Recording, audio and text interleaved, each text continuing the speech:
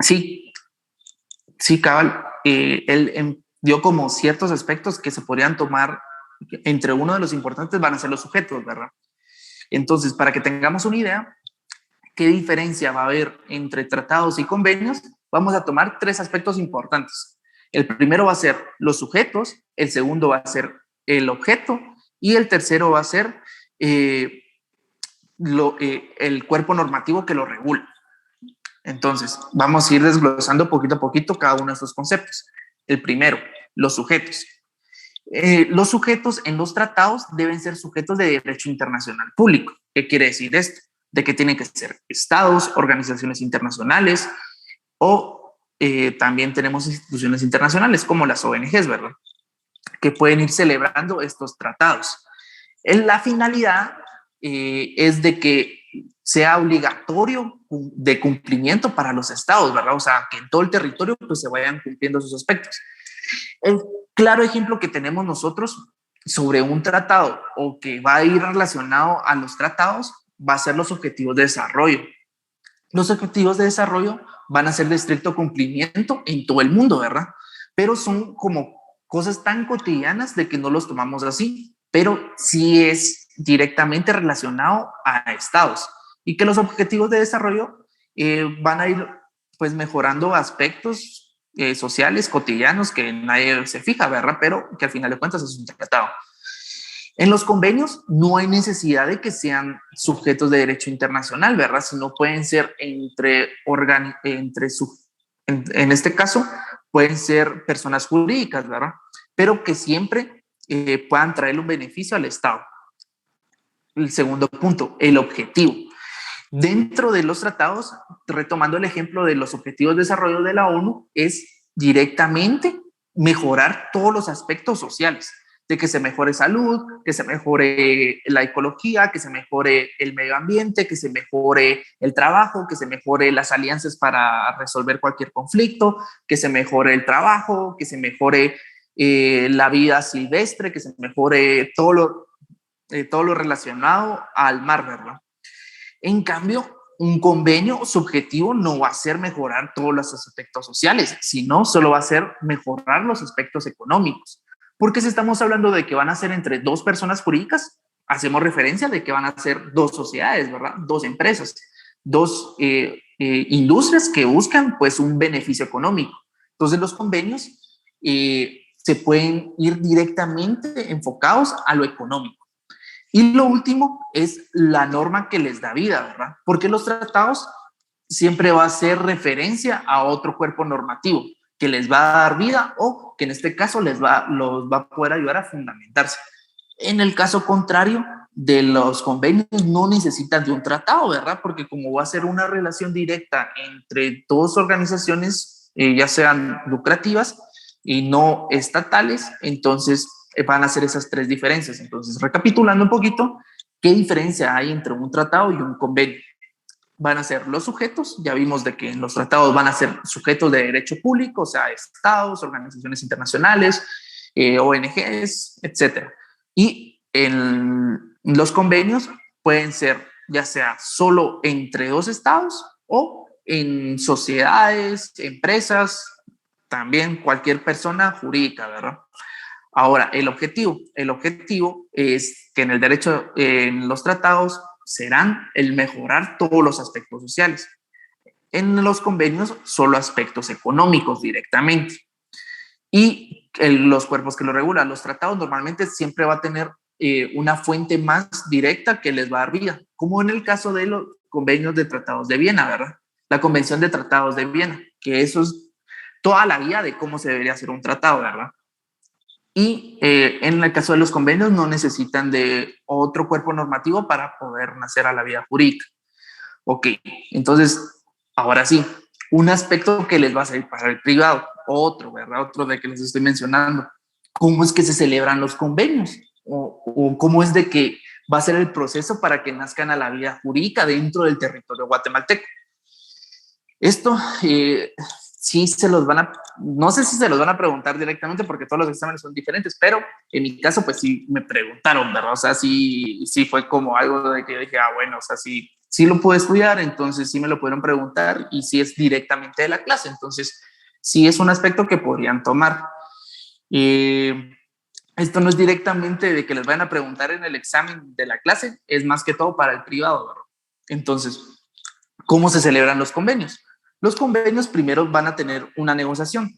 Me recuerdo que teníamos un licenciado que nos daba esta clase en Derecho Administrativo, que era como cuando vas a salir con alguien, ¿verdad? O sea, cuando vas a salir con alguien, vas a salir con tus mejores prendas, los vas a llevar al mejor restaurante porque vas a tener una negociación, ¿verdad? O sea, quieres lograr un fin, ya sea que sea tu novia o que, bueno, o sea, que se presenten tus papás, no sé. O sea, esa es como una analogía para ir relacionando eso, ¿verdad? Pero la negociación hace referencia a eso, ¿verdad? O sea, de que se van a juntar ya sean diplomáticos de cada país o los presidentes y se van a sentar a charlar, ¿verdad?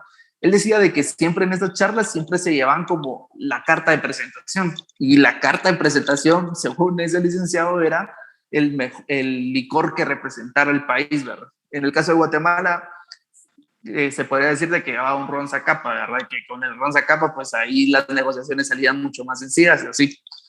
Solo es una idea, ¿verdad? O sea, no es que sea así, pero para que vayan entendiendo y nunca se les va a olvidar, o sea, cuál va a ser el primer paso para una convención, ¿verdad?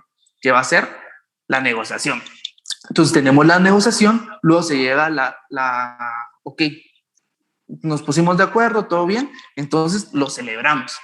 ¿Qué quiere decir que se celebre? Ah, que llegaron a un acuerdo, llegamos a un acuerdo, entonces sí, ya podemos cada quien tomar el tratado o convención y ya lo vamos a poder suscribir, ¿verdad?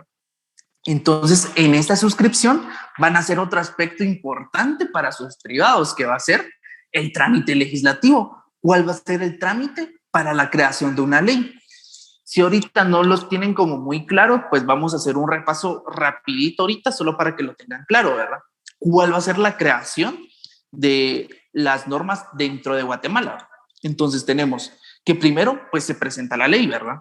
Cuando se presenta la ley, viene el organismo legislativo y crea una comisión directa para la revisión de esa ley. El ejemplo más claro y el que tenemos de un aspecto actual y nacional, no sé si se recuerdan, el año pasado, cuando se hizo el ejercicio más importante de Guatemala, que es la creación del presupuesto, siempre se crea una comisión, ¿verdad? Entonces, cuando se crea la comisión es para que revisen todos los aspectos importantes de esa ley. Normalmente es la comisión de trabajo que se encarga de revisar todos esos aspectos. Entonces, ¿qué se empiezan a revisar? Es el objetivo de la ley, cuántos artículos va a tener, para qué se va a crear esa ley, todos esos aspectos, ¿verdad? Una vez se revisan todo eso, ya se pasa al Pleno del Congreso. Entonces, el Pleno del Congreso viene y tienen el debate, ¿verdad? Que van a hacer en 3 sesiones. De que en la primera la comisión presenta la ley, la revisan, y entonces ya empiezan a votar y dicen como, bueno, cuando me refiero a voto es cuando cada diputado empieza a hablar, ¿verdad? Que dice, bueno, yo creo que esta ley va a ser provechosa para la nación o yo considero que esta ley va a ser dañina, que tal vez llegue a afectar a muchos y así, entonces cada quien da su punto de vista. En la tercera sesión, pues se lee artículo por artículo y se votan, ¿verdad? No sería un voto razonado porque hay un aspecto también dentro, bueno, si quieren, para no extenderme rapidito, hay algo que se llama debate parlamentario, que en el debate parlamentario es la forma en de que ellos van a estar aprobando las leyes, que ya es un aspecto netamente del organismo legislativo, ¿verdad? Un voto razonado ya es cuando van a rechazar la ley y ellos votaron en contra hasta el momento de la votación, que es hasta la tercera sesión. Que la primera, como les digo, es como, bueno, nosotros revisamos, la comisión ya lo presentó, entonces cada uno, bueno, da su punto de vista. Ahí solo es como si fueran sus puntos de vista, pero eso se le llama debate parlamentario. Entonces pasa la segunda sesión y siguen discutiendo y en la tercera ya se leen cada una de las normas, o sea, cada uno de los artículos y se vota. Entonces, luego de votarlo, ya viene la aprobación. Entonces, la aprobación, bueno, todos votamos a favor, o bueno, todos ya aprobamos la ley, entonces ya pasa a un aspecto netamente directo del presidente. ¿Que cuál es este? Que es de administrativo. O sea, esto que les estoy diciendo, eso va a venir sí o sí en su examen privado para el derecho administrativo, que va a ser la sanción, ¿verdad? Que es un acto administrativo por el cual el presidente aprueba una ley. Luego ya viene el veto, que si han escuchado mucho en las noticias, que es de meten la ley, el presidente tiene que vetar esa ley sí o sí, que ese aspecto hace referencia a de que el presidente le da su visto bueno. Ahora, si veta la ley es porque el presidente no le da su visto bueno, pero hay algo que se le denomina vacatio legis, que solo es un aspecto que yo sé que me estoy extendiendo y que solo estamos viendo, pero es cuando el Congreso pues revisa el veto y no están de acuerdo, entonces es un vacatio legis, que es que lo terminan de votar, ¿verdad? Sin ningún tipo de inconveniente. Entonces ya hacen la publicación y a partir de la publicación pues ya tiene su vigencia. Lo siento por extenderme, pero ok, entonces ya tenemos, regresando nuevamente al cómo se celebran los convenios, es, ok, hicimos la negociación, la celebración, la suscripción, que es todo el proceso legislativo, el que acabamos de mencionar. Luego ya viene la aprobación, que ya es como, ok, ya aprobamos la ley, ya la vetaron, ya la publicaron, ya está la rectificación del presidente, se da la adhesión al normativo guatemalteco y luego ya viene el canje o depósito y por último entra en vigor, que es como el proceso que se va a llevar normalmente, ¿verdad? Entonces, ya teniendo claro en esto, ya podemos pasar al segundo aspecto. Si hasta el momento tienen dudas, pues me pueden ir preguntando. Licenciado, okay. Disculpe, decía negociación y después aprobación, pero después de la negociación, ¿cuál es? Disculpe, es que no. La negociación, el primer paso es la negociación. El segundo paso es la celebración. El tercer paso es la suscripción. El tercer paso va a ser la aprobación. El quinto paso va a ser la ratificación por parte del presidente, que le da el visto bueno. El sexto va a ser la adhesión. El séptimo va a ser el canje o depósito. Y el octavo va a ser la entrada a vigor.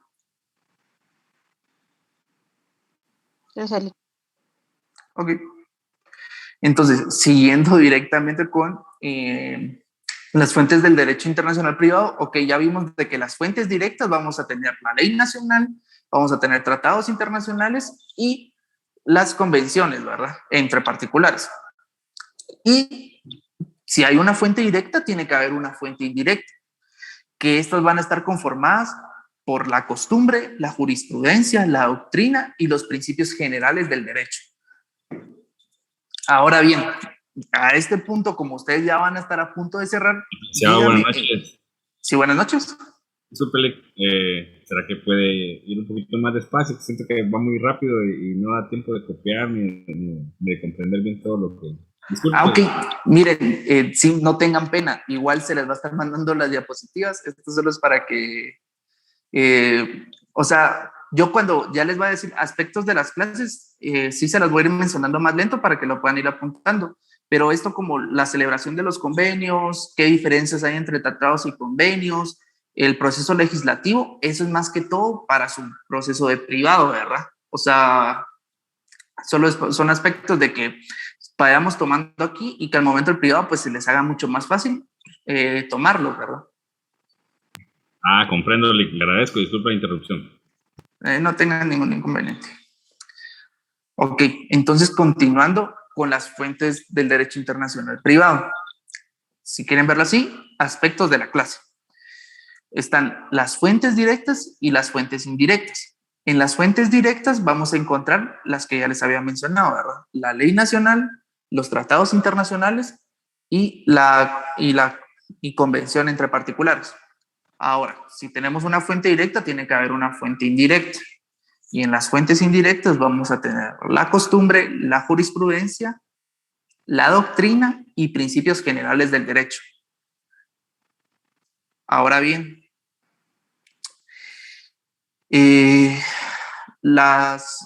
para ustedes, ¿por qué se deberían de tomar como fuentes a los principios generales del derecho? ¿Y en qué materia en Guatemala se toman mucho los principios?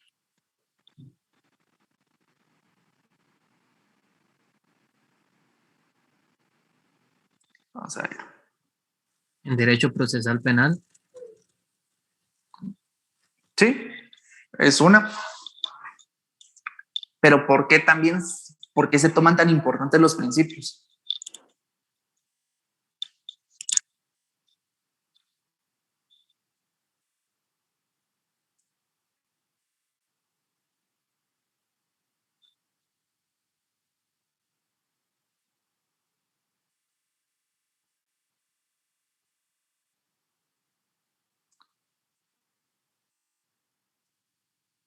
Aparte del derecho penal, ¿en qué otra materia creen que los principios son fundamentales?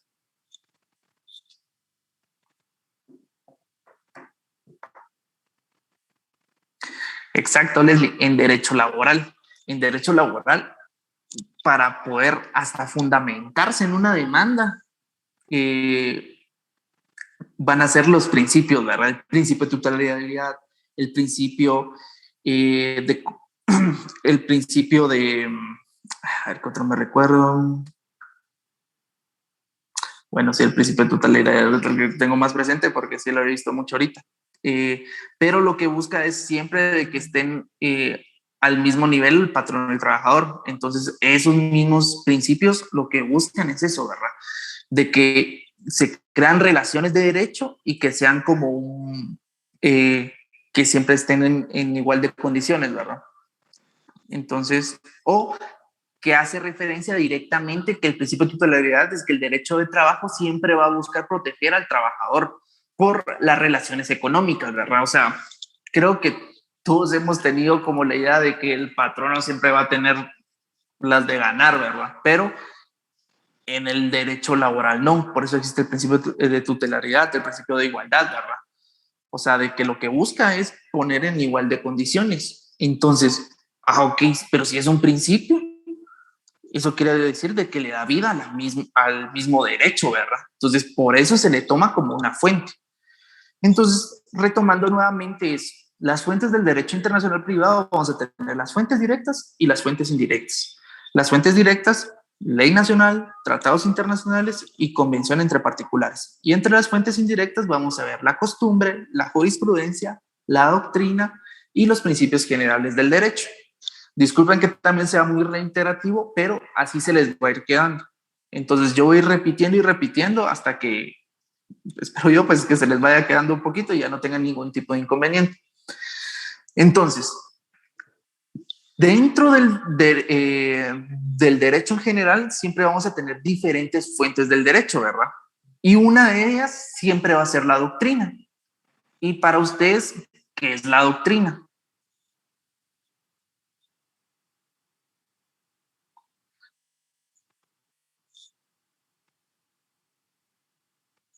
¿Es ciencia aplicada, Ali? Sí. ¿Ciencia aplicada de quién? Se podría decir todas las ciencias del derecho aplicadas a la jurisprudencia. ¿Pero por quién? Por los expertos o profesionales del derecho. Exacto. O sea, la doctrina nace por los juristas, ¿verdad? Porque los juristas, igual que los filósofos, crean sus propias teorías o le tratan de dar respuesta a fenómenos jurídicos, como en este caso, como el derecho, ¿verdad? La doctrina va a tener esa particularidad, ¿verdad? O sea, de que los mismos juristas van a tratar de darle una respuesta a las mismas incógnitas del derecho. Y claramente en el derecho internacional privado no va a ser la excepción. Tenemos a diferentes actores de que nos van a dar diferentes perspectivas de qué es cuáles son las fuentes del derecho internacional privado. Entre uno de los juristas vamos a encontrar a Carlos Arellano García. Carlos Arellano García, que él establecía que dentro de las fuentes del derecho internacional privado están las fuentes nacionales, la ley, la costumbre, la jurisprudencia, las fuentes internacionales y el tratado. ¿A qué hace referencia? A una fuente internacional. Pues ya lo hemos tocado varias veces, ¿verdad? O sea, las fuentes internacionales de derecho siempre van a estar naciendo cuando le dan vía los sujetos del derecho internacional, ¿verdad? Ya sea del público o privado. Entonces acaba otra duda. Si viene una persona y les pide que los ayude o que los asesore y les dice, mira, fíjate de que yo quiero abrir una empresa en Guatemala. Yo soy mexicano, quiero abrir una empresa en Guatemala y quiero traer mercadería de Estados Unidos. Entonces ya van varios factores, ¿verdad? Ustedes dicen, ok, ya está México, ya está Estados Unidos y sí, y mi socio va a ser va a ser un salvadoreño, ¿verdad? Entonces, ok, pero vamos a abrir nuestras operaciones en Guatemala. Entonces ya ustedes dicen, bueno, o sea, sí tengo que tomar varios aspectos importantes y si por si no se han dado cuenta, todo el asesoramiento que les van a ir dando va a estar relacionado al derecho internacional privado, ¿verdad? O sea, va a ser, ok, él quiere abrir una empresa. Ok, eso sí, podemos abrir la empresa acá en Guatemala, creamos, si en este caso es para tener algún contrato con alguna persona de otro país, entonces creamos una sociedad para que sea una persona jurídica, ok, ya tenemos a la persona jurídica, ya tenemos a nuestra empresa, ok, entonces viene la persona y dice, bueno, voy a comprar la mercadería de Estados Unidos, entonces viene, y acá viene una duda, ¿ustedes creen que se puede hacer un contrato sin que una persona esté en el territorio nacional? ¿Ustedes qué creen?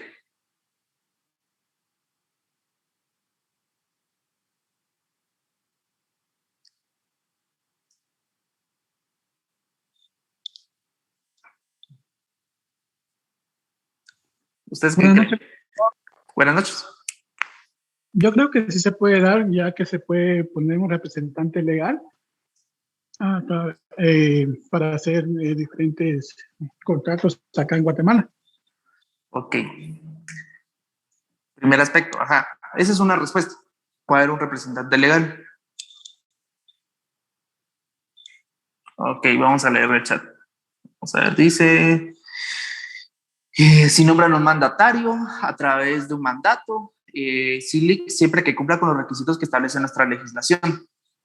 Ok, el nombrar un mandatario es una respuesta. ¿Qué otra respuesta creen que podría haber?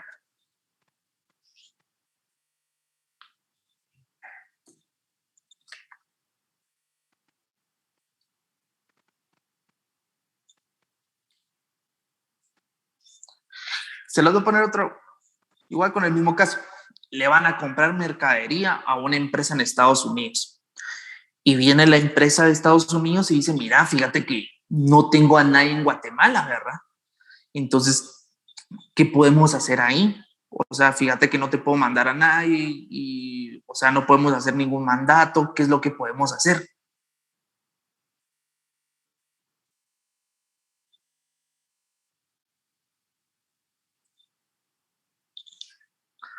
Dicen un gestor, desmaterialización de los contratos, ya que pueden celebrarse por medios electrónicos. ¿Ok?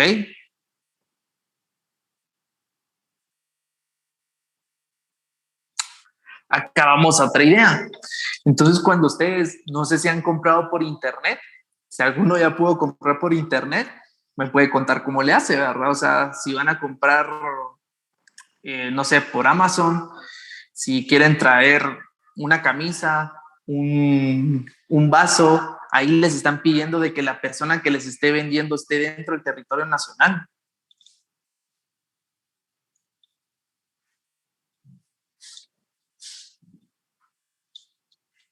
¿Qué dice?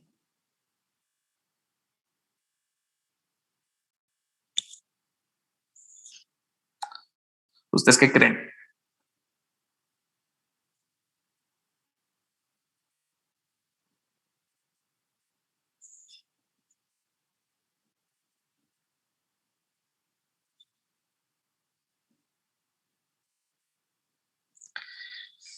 Ok, que al momento de que ustedes van a comprar por internet, que compran por Amazon, por cualquier plataforma donde vayan a comprar, ahí ustedes, la legislación nacional les pide a ustedes de que la persona que les vaya a vender esté en el territorio nacional. No. No. Ok. Sí, sigo leyendo en el chat y todos dicen no. Sí, hay diferentes formas, ¿verdad? O sea, no porque ustedes... Disculpe, Lick, inclusive creo que tampoco existe una ley o una normativa que hable respecto a las ventas por internet. Inclusive también así también el manejo del Bitcoin, que actualmente en distintos países ya está entrando en vigencia, ¿verdad? Sí, como en el caso de El Salvador, ¿verdad? De que ellos ya tienen legislado lo que es la Bitcoin. Pero ahí vamos a otro punto. O sea, yo solo les dije, miren, van a comprar mercadería a Estados Unidos, ahí no necesitan de un contrato. O sea, ahí el asesoramiento era, miren, no necesitan de un contrato, ¿verdad? No hay necesidad de que se celebre un contrato, porque si están comprando mercadería, ahí vamos a esa idea, ¿verdad? O sea, ustedes tienen que ir asemejando todo eso, ¿verdad? De que cuándo es necesario un contrato y cuándo no. Entonces ahí va otra idea. Si son dos empresas extranjeras que residen en Guatemala y una le va a construir a otra, ¿ese va a ser un contrato internacional o un contrato nacional?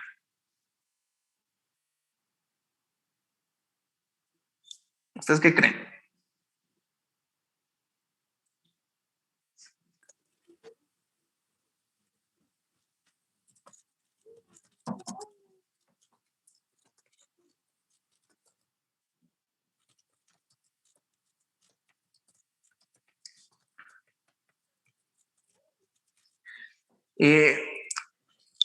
Sería a través de un título de crédito, perdón si no estoy acá, se aplicaría el Tratado de Libre Comercio.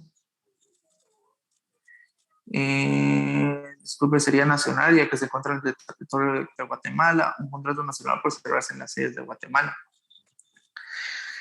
Ok. Solo voy a ir respondiendo a las cosas que me pusieron en el chat. A través de un título de crédito, no, porque, o sea, si nos vamos directamente a lo que es una definición de título de crédito, que es un documento que incorpora un derecho literario autónomo, o sea, que sin importar cuál sea, se hace imposible su transferencia, hace referencia de que, no, o sea, no, o sea, un título de crédito no, porque solo estás comprando por internet, ¿verdad? O sea, solo estás utilizando tu tarjeta de crédito y tu tarjeta, o ya sea transferencias bancarias. Y como ya vieron el semestre pasado, que ni las transferencias bancarias ni el pago con tarjeta de crédito son títulos de crédito, no aplicaría ahí los títulos de crédito. Ahora los tratados de libre comercio. Ahí vamos a otro punto, ¿verdad? De que cuando, y es directamente una fuente de derecho internacional privado, de que para facilitar el comercio entre países, también lo que se busca es de que salga más rápido todo, ¿verdad? Y que puedan pagar más rápido, que me den mi mercadería o las cosas que yo compré, pero que sea un poquito más rápido, ¿verdad? Entonces, hay ciertos tratados de libre comercio que facilitan el comercio dentro de, ya sea de regiones, entre países o directamente entre, por así decirlo, partes de continentes, porque tenemos el Tratado de Libre Comercio entre Canadá, México y Estados Unidos. También tenemos el Tratado de Libre Comercio entre Centroamérica y el Caribe, que es la idea, ¿verdad? O sea, fortalecer las relaciones comerciales y que facilitar el comercio, ¿verdad? Para que cualquiera de los estados pues puedan tener un provecho al final de cuentas de esto. Pero siempre cayendo con la idea de la compra de mercadería de otro país. No hay necesidad de un contrato, ¿verdad? O sea, porque solo estás comprando mercadería. Siempre tenemos que ir haciendo esa analogía, ¿verdad? O sea, ¿es necesario un contrato o solo es necesario que compre la mercadería? Entonces ahí vamos a esas ideas, ¿verdad? También otra respuesta que muy sencilla y que pueda ser fuente de derecho va a ser un cruce de cartas, ¿verdad? O sea, ¿Qué quiere decir esto? Donde yo muestro mi interés al momento de comprar alguna mercadería, viene el proveedor y acepta esa carta y me manda una, ya donde la cotización y cómo hacer las formas de pago. Ese también va a ser una forma de comunicación, ¿verdad? Y que puede dar nacimiento posteriormente a un contrato, y que el contrato al final de cuentas va a ser de compra y venta. Entonces vamos a ir jalando todos esos aspectos o tomando todos esos aspectos para ir formando las fuentes, ¿verdad? Entonces, regresando y recapitulando, es para Carlos Arellano García, repito, Carlos Arellano García, las fuentes del derecho internacional privado son las fuentes nacionales, la ley, la costumbre, la jurisprudencia, las fuentes internacionales y los tratados. Ahora bien, tenemos a otro autor, que es Carlos Larios Ochaíta. Para Carlos Larios Ochaíta, las fuentes del derecho internacional privado son la ley interna, la costumbre, el tratado, la jurisprudencia, la doctrina y solamente. Entonces, vamos dándonos cuenta de que para los juristas sí hay cierta semejanza en las fuentes del derecho internacional privado, porque al final de cuentas, para que nazca cualquier contrato, cualquier relación entre sujetos del derecho internacional privado, que en este caso van a ser personas jurídicas, siempre se debe tomar la ley interna, ¿verdad? Los tratados, qué dicen otros autores, ¿verdad? O sea, cuando no tengamos una respuesta, en este caso, como estábamos hablando de qué pasa si tengo que comprar una mercadería, ¿verdad? O sea, a ver si es necesario hacer un contrato, reviso la legislación nacional y no menciona nada de contratos internacionales, reviso los tratados, bueno, tengo el Tratado de Libre Comercio, dice de que sí me facilita la forma en que voy a estar realizando este contrato, pero no me dan una respuesta concreta. Voy a los autores, ¿verdad? Voy a los juristas a ver qué dicen. De que para la compra de mercaderías no necesariamente se necesita de un contrato, ¿verdad? Sino solo que esté comprando la mercadería. Entonces ahí vamos con las ideas, ¿verdad? Porque es una fuente al final de cuentas la doctrina. Entonces ya vamos a recaer a cosas nuevamente fundamentales de la clase y directamente de las fuentes del derecho internacional privado. La primera fuente que vamos a tomar va a ser la ley interna, que si todos los aspectos que no cumpla cualquier relación de derecho con la legislación nacional, no se puede tomar como parte del derecho, ¿verdad? O sea, no se puede hacer un contrato si me dicen, mira, yo quiero hacer un contrato, yo vivo en Singapur y yo quiero hacer un contrato acá en Guatemala. Quiero hacer un contrato de arrendamiento, ¿verdad? Pero no tengo ningún representante legal ni nada, entonces ahí van las ideas, ¿verdad? Y uno dice, pero mira, o sea, para que pueda existir un contrato de arrendamiento, tenés que estar aquí, o sea, tenemos que revisar por cuánto tiempo va a ser el arrendamiento, tenemos que ver los aspectos de la casa, si la vas a alquilar o no, todo eso. Entonces, si no cumple con los requisitos nacionales, no se le puede decir a la persona, sí, ¿verdad? O sea, sería un mal asesoramiento y al final de cuentas de nada va a servir, ¿verdad? Entonces, el primer aspecto de la fuente sería la ley interna, ¿verdad? La segunda,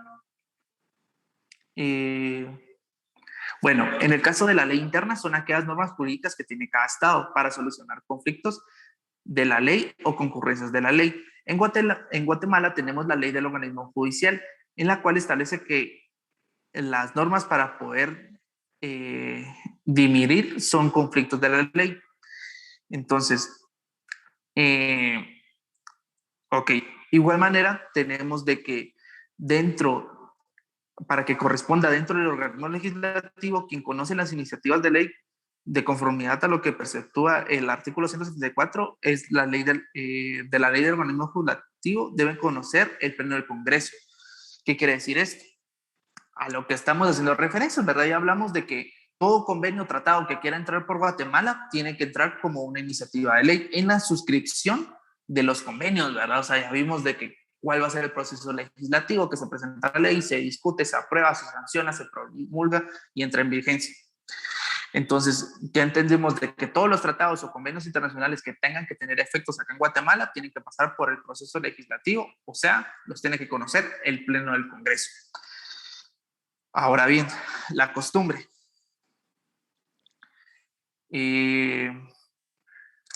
para que la costumbre se tome como fuente del derecho internacional privado, son aspectos que tenemos que ir tomando como cotidianos al momento de estar. ¿Qué fuentes la ley interna? La fuente, o sea, voy a recapitular nuevamente para que estemos en sintonía. Miren, al principio yo les hablé que respecto al origen de la norma jurídica, las fuentes del derecho se pueden clasificar. Recapitulando y poniendo ojo y énfasis en eso. Respecto al origen de una norma jurídica, las fuentes se pueden clasificar en fuentes reales, fuentes formales y fuentes históricas. Ahí va la primera clasificación, según el origen de la norma jurídica. Eso fue al principio de la clase. Ahora bien, para las fuentes del derecho internacional privado se dividen en directas e indirectas. Las directas van a ser la ley nacional, los tratados internacionales y convenciones entre particulares. Y las fuentes indirectas van a ser la costumbre, la jurisprudencia, la doctrina y principios generales del derecho. Entonces ya tenemos que para el origen de una norma jurídica van a ser fuentes reales, fuentes formales y fuentes históricas. Para el derecho internacional privado, estas fuentes se dividen en directas e indirectas. Ahora bien, para los autores, que eso es lo que yo les mencionaba, para Carlos Arellano García son las fuentes nacionales, la ley, la costumbre, la jurisprudencia, las fuentes internacionales y en los tratados. Repito nuevamente, para Carlos Arellano García es las fuentes nacionales, la ley, la costumbre, la jurisprudencia, fuentes internacionales y los tratados. Para Carlos Larios Ochaíta es la ley interna, la costumbre, el tratado, la jurisprudencia y la doctrina. Repito nuevamente, la ley interna, la costumbre, el tratado, las jurisprudencias y la doctrina. Ahorita estábamos tocando aspectos fundamentales de la ley interna, ¿verdad? Que son una fuente en común entre estos dos autores. Entonces ya vimos que la ley interna, para que cualquier convenio o tratado tenga efectos acá en Guatemala, se tiene que hacer el proceso legislativo. Y también tomar en cuenta los aspectos que mencionan en la ley del organismo judicial, del artículo 24 al 44. Repito, aspectos importantes de la ley del organismo judicial del artículo 24 al 44. Ahora bien, la costumbre. La costumbre es el actuar o la repetición uniforme y prolongada en el tiempo de ciertos usos o actos de contenido jurídico. Por así decirlo, aspectos que nosotros hacemos en el día a día dentro del ámbito del derecho. Como un aspecto que se volvió costumbre porque no está en ninguna ley es el procurar un caso, ¿verdad? O sea, en ninguna ley le dicen deberá de procurar su caso para que pueda salir rápido y le pueda dar una respuesta positiva a su cliente, ¿verdad? O sea, en ninguna ley establece eso, ¿verdad? O sea, de ninguna ley les va a decir, miren, ustedes tienen que ir a preguntar cómo va su caso porque si no, no se mueve y se queda ahí con el oficial y el oficial lo duerme y ya no aparece, ¿verdad? Entonces son aspectos que por costumbre uno lo hace, ¿verdad? O sea, es ir a preguntar, mire cómo va mi caso, disculpe, en qué fase va, cómo lo puede, qué necesita para que se pueda agilizar, necesito presentar otro memorial para que lo puedan hacer mucho más rápido, ustedes menciónenme y así. Son aspectos que se vuelven costumbres, ¿verdad? O sea, de que son aspectos que dentro del ámbito jurídico se vuelven algo muy cotidiano, ¿verdad? Pero que no se encuentran en la ley directamente. Entonces, para la costumbre se deben de tomar dos elementos. El elemento objetivo, a lo que vamos a denominar el inveterada consuetudo, es decir, la práctica reiterada de una conducta, repito nuevamente, inverterada consuetudo. Consuetudo es C-O-N-C-U-E-T-U-D-O. Invertada consuetudo. C-O-N-S-U-E-T-U-D-O. Es decir, la práctica reiterada de una conducta. Y elemento subjetivo, que es la opinione juri según necessitatis, que eso es latín, ¿verdad? Es decir, el convencimiento de aquel que la observa como una conducta obligatoria. Entonces, la costumbre va a tener esos dos elementos. El elemento objetivo, que va a ser la práctica reiterada de una conducta. O sea, si todos miramos de que todas las personas van a preguntar por su caso, bueno, ese va a ser el elemento objetivo. Y el elemento subjetivo va a ser las personas que dicen, no, si yo no voy a preguntar, mi caso no se mueve. Entonces, ya se vuelve algo subjetivo, ya se vuelve algo de cada persona, ¿verdad? Entonces,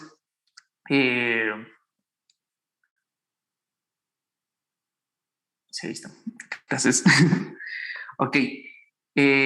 Tomando en cuenta los elementos de la costumbre, se puede establecer que los principios de autonomía de la voluntad, la regla de locus rigid actium, que manifiestan los actos jurídicos, son regidos por la ley del lugar de su celebración, la regla de movilidad. Entonces, lo que hacemos referencia aquí es de que, al final de cuentas, la autonomía de voluntad hace referencia de que nosotros podemos establecer cómo vamos a manifestar la misma, ¿verdad? O sea, de que ninguna persona nos puede decir qué podemos hacer, ¿verdad? O sea, no nos pueden decir como, mira, puedes hacer esto, no puedes hacer esto, tienes que cambiar esto. Entonces, a eso se le hace referencia a la autonomía de la voluntad, que al final de cuentas va a ser un elemento o la manifestación de los elementos de la costumbre. Ahora bien, otra fuente, como ya lo habíamos establecido, que Carlos Arellano García, que eran los tratados, ¿verdad? Como otra fuente.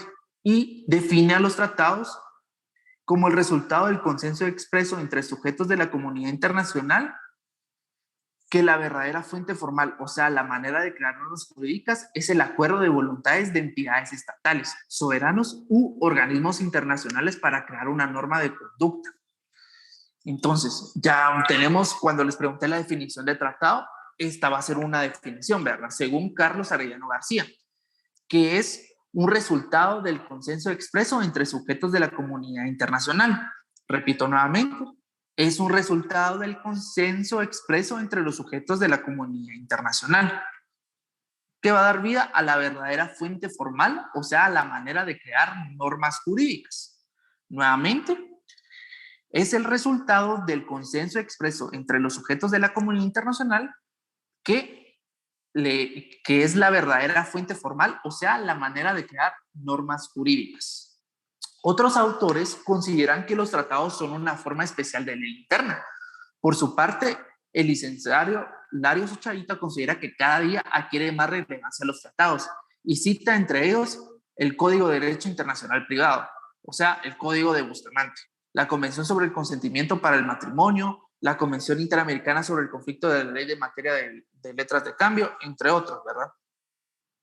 Entonces, la jurisprudencia va a ser nuestra cuarta fuente. Entonces, recapitulando rapidito, ya sé que va a terminar la clase, pero está la ley interna, va a ser la primera, la costumbre, que ya vimos que la costumbre tiene sus dos elementos, objetivos y subjetivos, los tratados, que ya vimos que es la forma en que se van a, que al final de cuentas es el resultado del consenso expreso entre sujetos de la comunidad internacional, que va a ser la verdadera fuente formal, o sea, la manera de crear normas jurídicas, y la jurisprudencia. Entonces tenemos la ley interna, la costumbre, los tratados, la jurisprudencia, y la jurisprudencia, porque va a ser importante, por los fallos judiciales nacionales e internacionales. Se denomina jurisprudencia a la interpretación que realizan los tribunales para aplicar la ley en casos directamente sometidos a la jurisdicción, ¿verdad?, nacional. Así pues, la misma está formada por el conjunto de sentencias dictadas por los miembros del Poder Judicial. A la jurisprudencia se le denomina doctrina legal. Solo voy a leer el chat rapidito. Y disculpe, como dijo, el elemento subjetivo.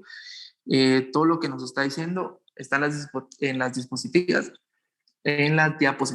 Sí, ahorita todo lo que yo les estoy mencionando, como les dije, aspectos importantes de la clase, como les estoy diciendo lentas y todo, sí están en las diapositivas. No tengan ningún inconveniente por si no escuchan algo. y todo va a estar en las diapositivas. Entonces, la doctrina, como ya lo hemos venido hablando, es el conjunto de tesis o opiniones de los tratadistas, estudiosos de derecho que explican y fijan el sentimiento de las leyes o sugieren soluciones para cuestiones aún no legisladas o legisladas, sin embargo, son ambiguas. Como yo les decía, el caso de un contrato para comprar mercadería, ¿verdad? O sea, de que, ok, la ley no me dice nada, los tratados solo me dicen que me pueden facilitar, pero no me establecen qué específicamente. Ah, bueno, me voy a un jurista, me voy a la doctrina, y en la doctrina me dice, no es necesario porque se pueden comprar directamente. Entonces ya tenemos nuevamente. Entonces, haciendo una recapitulación rápida, es de toda la clase. Las fuentes del derecho internacional privado vienen de la fuente, ¿verdad? O sea, y que la fuente en el latín es fons, que es un manantial de agua, ¿verdad? De donde nace el agua. Ya vimos que para respecto al origen de la norma jurídica, se clasifican en reales, formales, históricas. Para el origen, reales, formales, históricas. Para el derecho internacional privado se dividen en fuentes directas y fuentes indirectas. Las fuentes directas tenemos la ley nacional, los tratados internacionales y la convención entre particulares. Y las fuentes indirectas está la costumbre, la jurisprudencia, la doctrina y principios generales del derecho. Para Carlos Arellana García tenemos que las fuentes van a ser las fuentes nacionales, la ley, la costumbre, la jurisprudencia, fuentes internacionales y el tratado. Para Carlos Larios Ochaíta tenemos la ley interna, la costumbre, el tratado, las jurisprudencias y la doctrina. Ahora, tomando cada uno de los aspectos individualmente, tenemos la ley interna, la costumbre, el tratado, la jurisprudencia y la doctrina. Entonces, esta sería la clase. Y ahí me imagino de que la licenciada ya les va a estar dando pues más a fondo ya los diferentes temas, pero si tienen alguna duda, sugerencia, comentario, me pueden escribir con todo gusto. Ahí van a mandar mi teléfono por el chat de la clase, entonces no tengan ningún tipo de inconveniente, ahí estoy a la orden, ¿verdad? Espero que les haya gustado la clase y que tengan una excelente noche y que la siguiente clase pues les vaya muy bien. Entonces, que tengan una feliz noche.